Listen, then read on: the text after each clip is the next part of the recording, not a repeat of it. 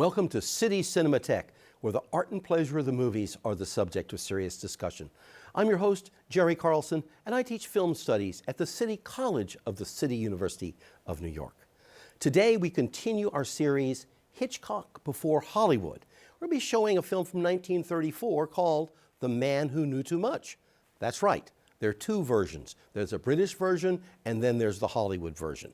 This is also an exciting thriller that sets the template for much of what Hitchcock will do later in Hollywood. We'll be talking about that and a host of other things after today's screening. It's a pleasure to welcome to City Cinematheque Professor David Sterritt, a man who has written 2 books on Hitchcock. Now, enjoy this adventure in 1934, The Man Who Knew Too Much. Welcome back to City Cinematheque. I hope you've enjoyed this opportunity to see the less frequently screened first version of The Man Who Knew Too Much. It is in itself an incredibly rich and thrilling film, and she's quite a shot, isn't she? It's a very satisfying ending of the many films that have lots of heights in them if you think across Hitchcock. We're here to talk about not just heights, but many, many other things about Hitchcock. And it's a pleasure to have back on City Cinematheque our good friend David Sterritt. David continues to teach at the Maryland Institute College of the Arts. He is the editor-in-chief of the Quarterly Review of Film and Video. And it will perhaps not surprise our audience if they don't already know it. He's the author of 2 books on Alfred Hitchcock, the films of Alfred Hitchcock, and also Simply Hitchcock, an introduction to the work of the master himself. Welcome back, David. Thanks so much for having me, Jerry. Great, great. So, let's place this film in this moment in Hitchcock's career. He's not on his way to Hollywood yet, and by any means. It's 1934. He's been making sound films now for several years, but not necessarily always successfully. So place the importance of this film in the context of his career, and then we'll move on to the film itself. Oh, well, sure enough. Not only was he not on his way to Hollywood yet, it was not clear at this exact moment, about 1933-34, about what his future in the British film industry would be, because he had had a couple of real box office disasters. A movie called Rich and Strange, which is a really interesting film, but it's rich and strange, and it did not catch on with audiences. And then Waltzes from Vienna, also known as The Great Waltz, which was not the kind of movie that he was ever suited to do, and he knew it, but it was what the studio stuck him with, and it did very badly. You know, among other things, it was a costume picture, and Hitchcock always said that he hated movies where people wore old-fashioned costumes because he'd never understand how they went to the bathroom. Right, yeah. So anyway, he had these 2 box office flops, even though he had some pretty successful silent films earlier. So it was not clear exactly where he was going to be going from here. But he was saved by a couple of people, mainly the sort of chief producer at the studio where he was now located, a guy named Michael Balkin. And he said, well, you know, nice if you did something else. You know, what would you like to do? And Hitchcock came up with an idea that he had in mind, and it was an odd thing. It was a detective story, and it was called Bulldog Drummond's Baby. Bulldog Drummond being a famous private eye of that period. And Hitchcock, yeah, maybe we'll do that. And then, oh, well, we don't think we like that, you know, the title or the idea. But interestingly, some of the ideas from that project found their way into the movie that he actually did do, which was The Man Who Knew Too Much. And it's a film which I think was a project which I think was very conducive to Hitchcock, because it deals with any number of things that he just have fascinated him all of his life. There's a lot of policemen in it, for example. You bet. I say policemen because they were men in those days. And there's a lot of his other sort of general interests and obsessions even in the movie.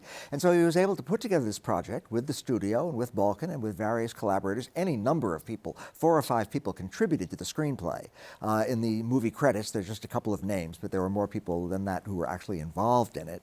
And he had a really good team working with him. He had a designer named Alfred Junge from Germany, who was really gifted, and later on did some fabulous work with the Powell and Pressburger team, also in England.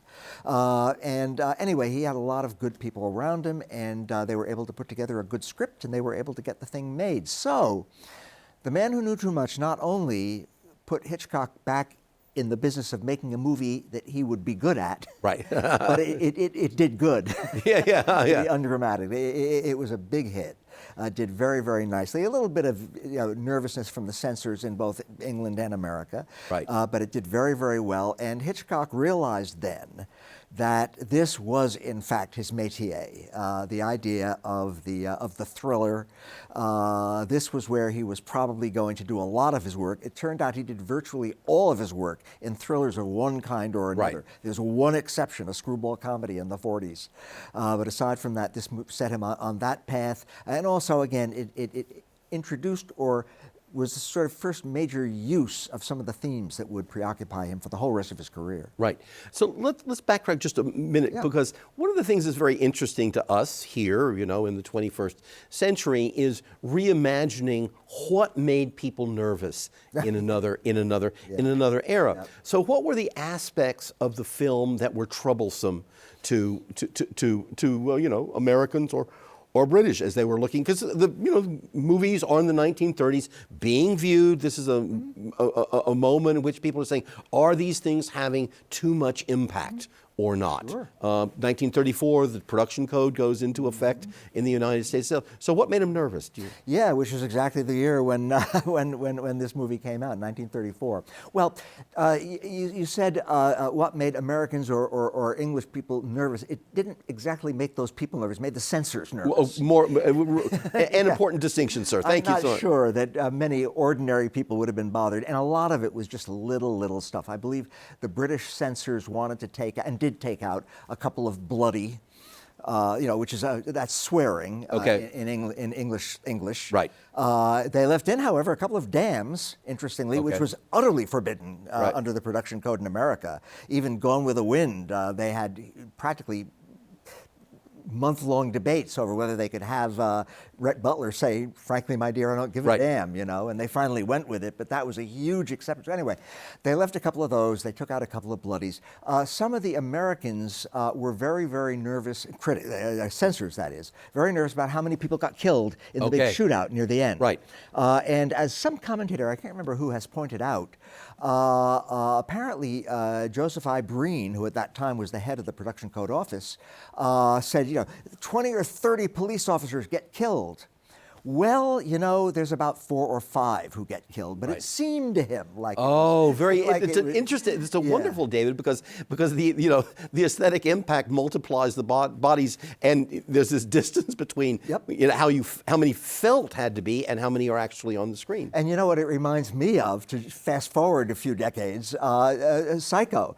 The famous Psycho murder scene where you never see the knife touching the body. So you get the impression, though, that you have seen incredibly explicit mayhem. So Right. It's sort of like that, yeah. Right. No, and it's very interesting because one of the differences between this version and the later version is, of course, we have this tremendous shootout at the end, which would have been. The British audience would have understood because Hitchcock himself talks about the fact that there's a famous incident of the so-called Siege of Sydney Street, in which the bobbies who did not have weapons were, had to get weapons, etc. And so that was for the British, that was a real reference, a fairly well-known incident in London urban history. Absolutely, and it's interesting to pause for a moment on the Siege of Sydney Street, which had taken place a couple of years earlier. Right. Because that was a case where an anarchist got together a little gang and they pulled off a robbery. And Exactly. Then the police closed in on them, I think the next day or maybe 2 days later, and there was a tremendous shootout. And interestingly, not only was that, very explicit inspiration for Hitchcock and the scriptwriters when they put together the great climax of The Man Who Knew Too Much, 1934, but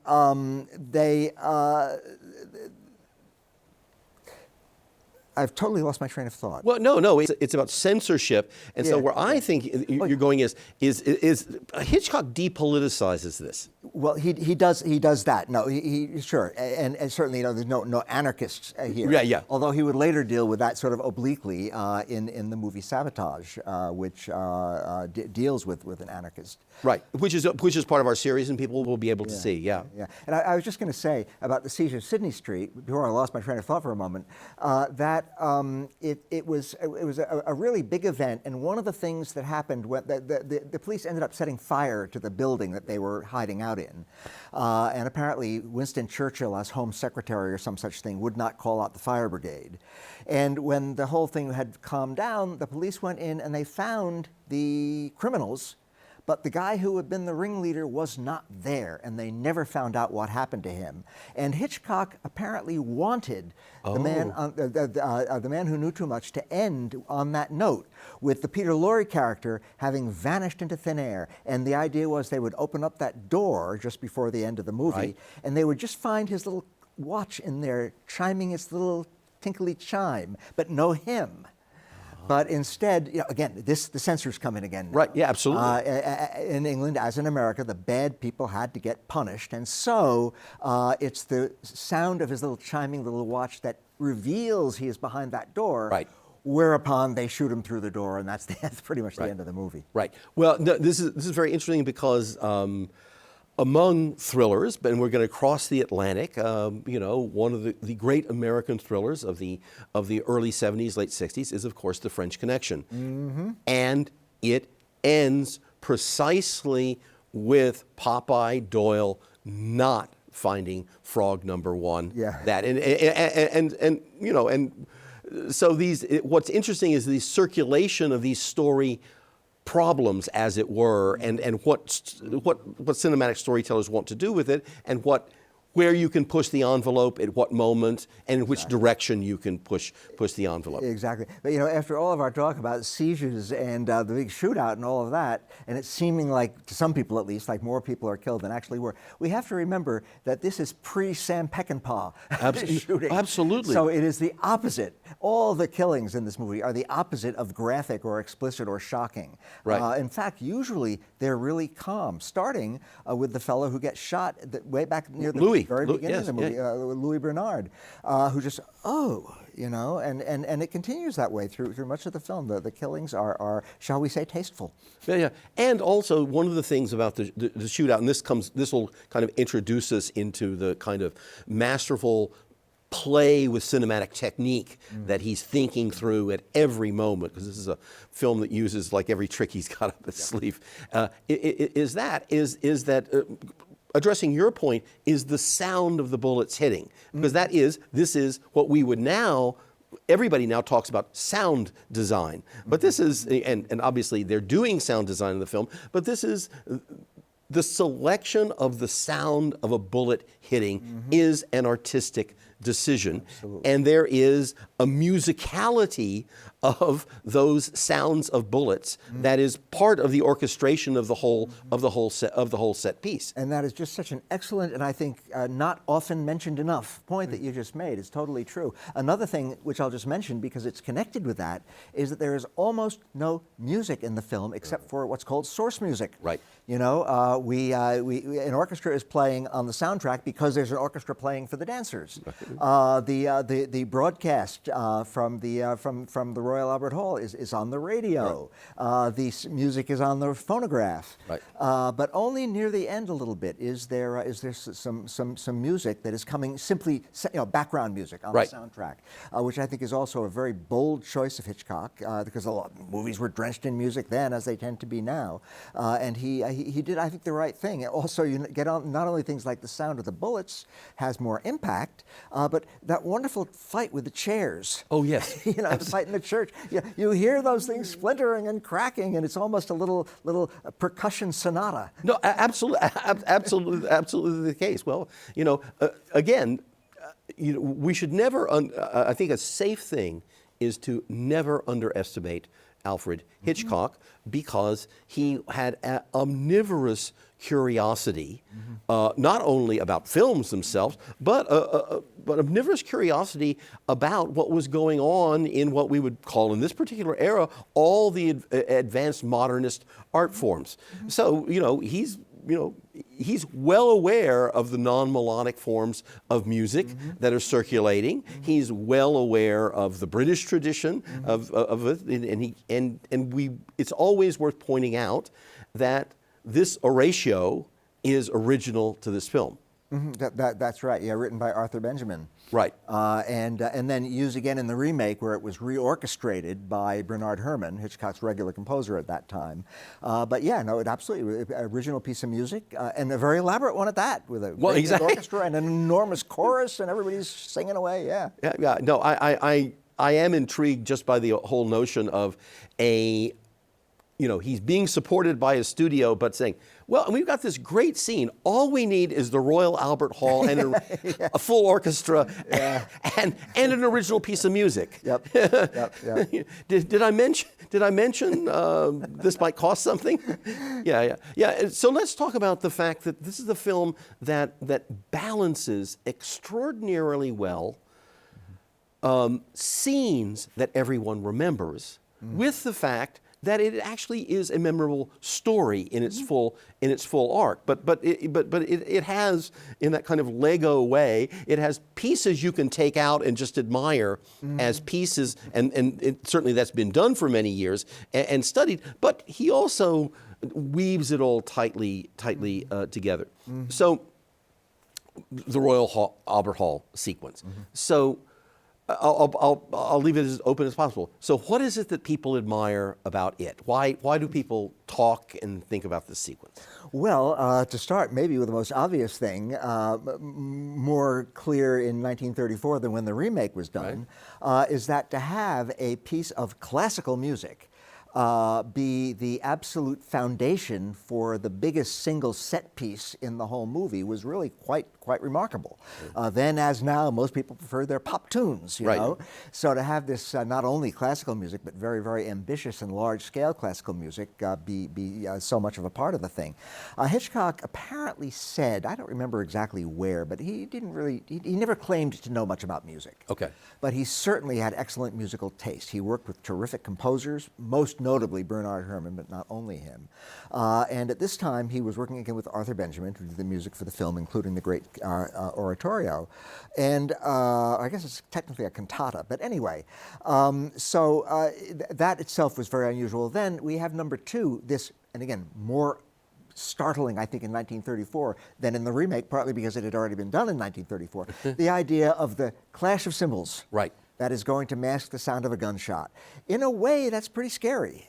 Yeah. You know, I mean, I go to concerts a lot, you know, and I don't look nervously around when I see the percussionists getting ready to clink those things together. But that was a very, I think, interesting idea, you know, to mask the sound of a gunshot that way. And it's curious that in the remake, the movie actually begins with a full-screen title saying, I think it says, a single clash of cymbals rocked the lives of an American family.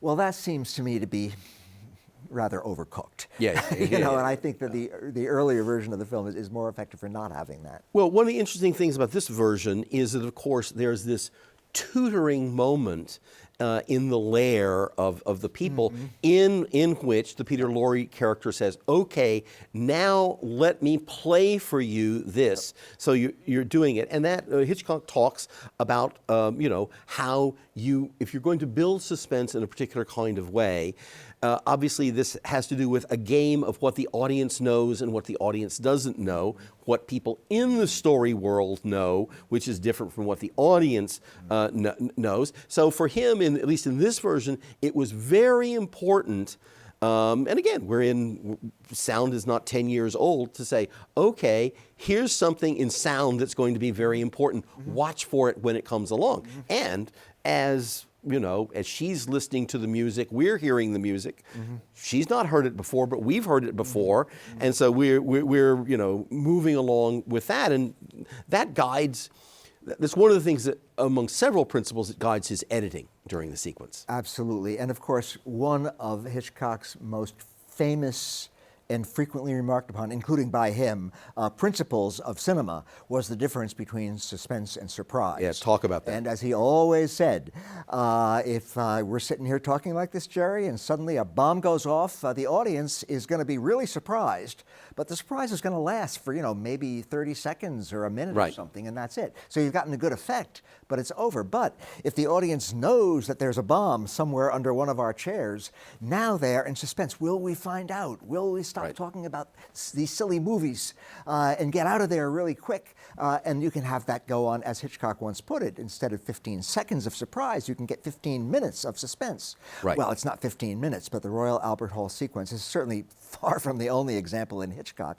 maybe even not the only example in this movie, but it's a superb example. Not only that, but listening to the music and seeing the different cuts to the different close-ups and so forth is a way of keeping us fascinated by this, even when it might otherwise seem to be dragging on a bit. No, absolutely. And that's him, engaging, dare I say, in this abstract way. I mean, we're both deeply involved in the story, but at the same time, there is a simple audiovisual flow here that is, utterly engaging. But so that's one of the ways in which we will see Hitchcock do this kind of thing on many, many other occasions through his career. He conceives of both tight narratives, but in those narratives, these kinds of set piece units that that are for him a kind of laboratory of how you can tell story in exciting ways.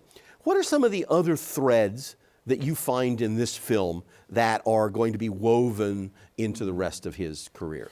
Well, mention maybe a couple of his big sort of philosophical themes, if you can call them that, which I think were originally pointed out decades and decades ago probably first by Eric Rohmer and Claude Chabrol when they wrote about Hitchcock, as all those great French filmmakers did at that time, wrote about Hitchcock.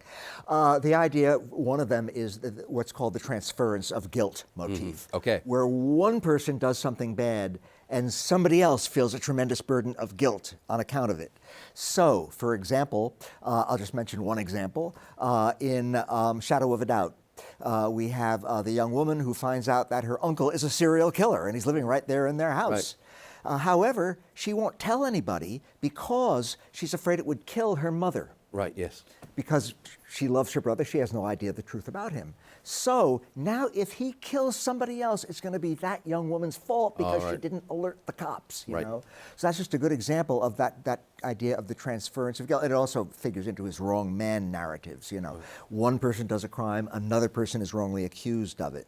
So that very much figures into the Man Who Knew Too Much, both versions, because we have the mother, both the mother and the father, but especially the mother, who will not reveal what's going to happen here, that this important diplomat, whoever he is, Ropa, his name is in the 1934 version, is going to get assassinated because that would put her own child in danger. However, in a way that makes the assassination, if it happens, her fault. Right. So the transference of guilt is very much there, I think.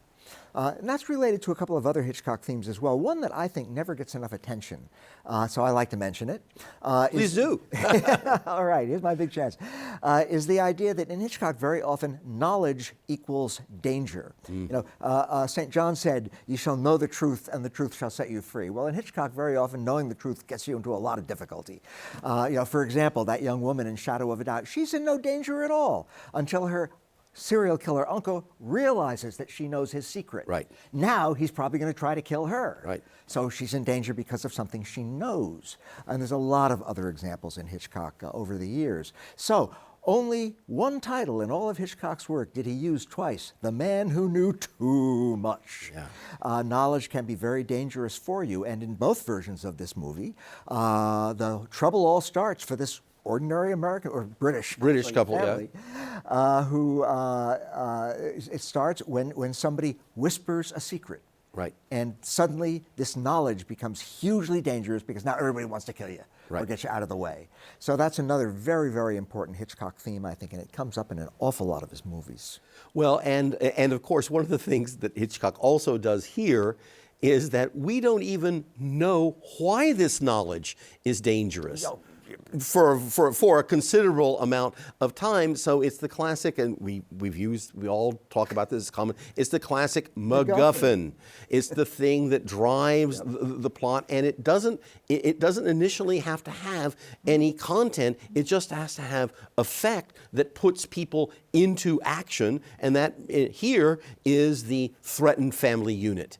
Yeah, absolutely. And interestingly, as MacGuffins go, the one in The Man Who Knew Too Much, as Hitchcock MacGuffins go anyway, is actually fairly concrete. Yeah. We do know the note in the shaving brush and all the stuff that happens is related to this assassination which is going to take place. Some of the Hitchcock MacGuffins are almost totally abstract, you know? I mean, we have things like the microfilm in North by Northwest. What is on that microfilm? Who knows? Right. Who cares? Right. Or the uranium secrets in Notorious. Okay, they're uranium secrets, but that's all we find out about them. And a movie made not too long after The Man Who Knew Too Much, The 39 Steps, where you have, near the end, the Mr. Memory reels off the entire secret to the MacGuffin, but it's gibberish. Yeah.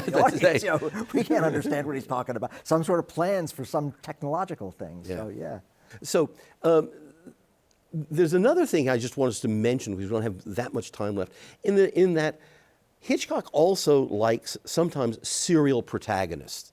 So there's a way in which being in charge of this, I mean, the first person who gets taken away is Louis. We don't even know he is that. But it's a very unusual film in the fact that the parents bond together, obviously, to try to free there. And Bob gets to take over for a while until he gets captured. And then it's the mother who's really it's all now on her, because Bob is absent. The third act is, in a certain sense, is her against Peter Lorre in some profound sense. And all of these, the guilt that you've been talking about is now centered on her. And, for, again, part of the sense of the closure of this film is not only the destruction of whatever they are, the terrorists of some kind, but it is the reconstitution of the family in which they're all, not only together, but they're that delightful, playful group of people we saw in the very first set of the film. Yep, no, absolutely. I couldn't put it better. Well, thank you. And what I'm going to have to do is simply to say, we don't have much time left to put anything else, because we've run through. There's a lot more to be said about this film. I've mentioned in another sequence that Hitchcock liked the icebox effect, that people would continue talking about his work. He wanted that to be the case, and we're going to let our audience do that, because we're going to have to go away. We're going to let them go to the icebox and continue talking about The Man Who Knew Too Much. Over their cold chicken. Absolutely. If you'd like to know more about this series, Hitchcock Before Hollywood, or more generally about City Cinematheque, there's a good place to find out. Not a surprise these days, our website. So you can go to www.tv.cuny.edu. There you'll find the link to City Cinematheque, including past episodes. And you'll find information about the rest of the programming here at City University Television, CUNY TV. So please make sure you visit www.tv.cuny.edu. David, always a pleasure to have you here for a very lively 30 minutes of discussion about a film we both deeply admire. Thank you for joining us today. It's been a real pleasure. Thanks for having me. Great. And thank you for joining us here as well on City Cinematheque. And I hope in coming weeks you'll return as we continue our stroll through the archives of film history. But for now, it's goodbye.